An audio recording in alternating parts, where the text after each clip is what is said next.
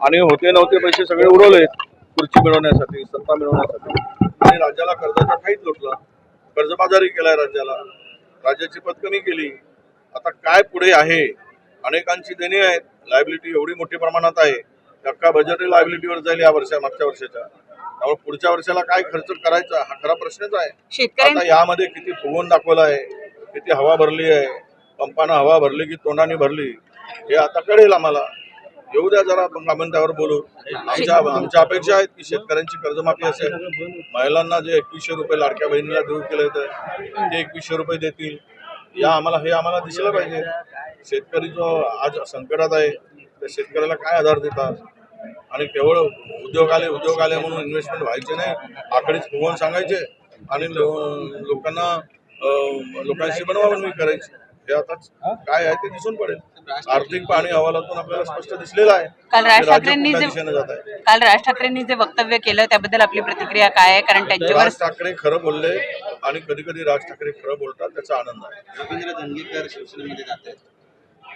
ज्यांना जायचं आहे सत्तेच्या जवळ, ज्यांना सत्ता पाहिजे ते जाणारच.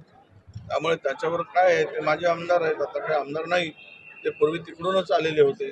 त्यांना आता वाटलं की काँग्रेसची सत्ता जवळपास येणार नाही, त्यामुळे आपलं बसस्थान दुसरीकडे बसवावं. कालच्या बैठकीमध्ये उद्धव ठाकरे असं म्हणालेले आहेत की महाविकास आघाडी गाफील राहिली आणि म्हणून महाविकास आघाडीचा पराभव झाला. काही लोक नुसते कोट घालून बसले होते. खरंच आहे की उद्धव ठाकरे जी बोलले ते खरं बोलले. अनेकांनी कोट घालूनच बसले होते, आता कोटे उतरले आणि कपडे उतरले. त्यांच्यामुळे झालं हे सगळं.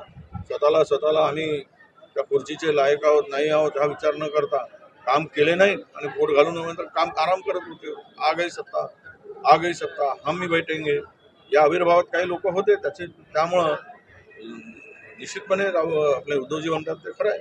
म्हणून त्याचबरोबर उद्धव ठाकरेंनी आता नितेश राणे यांनी असं वक्तव्य केलंय. काल उद्धव ठाकरे असं म्हणाले की जर जय श्रीराम येत असेल तर तुम्ही जय शिवराय म्हणा.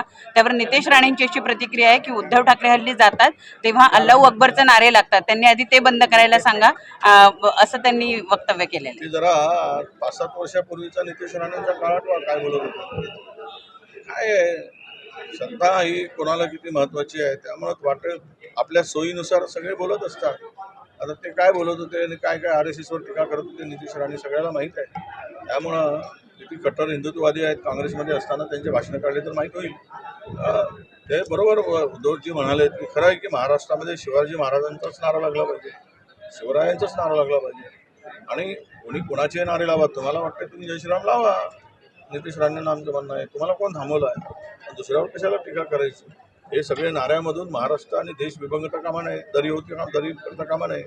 जे तुम्ही मतांचं पोलरायझेशन करून हिंदू मुस्लिम करत, कारण विकासाचं राजकारण सोडून धर्मांधाचं राजकारण सुरू केलं आहे, तर त्यांना त्यांच्या मुखामध्ये हे असेच विषय येतील.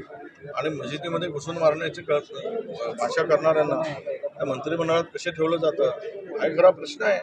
ज्या संविधानाने देशाचा कारभार चालतो, पण त्या संविधानाच्या आणि घेतलेल्या शपथीचा सुद्धा भंग करण्याचं काम चालू झालं.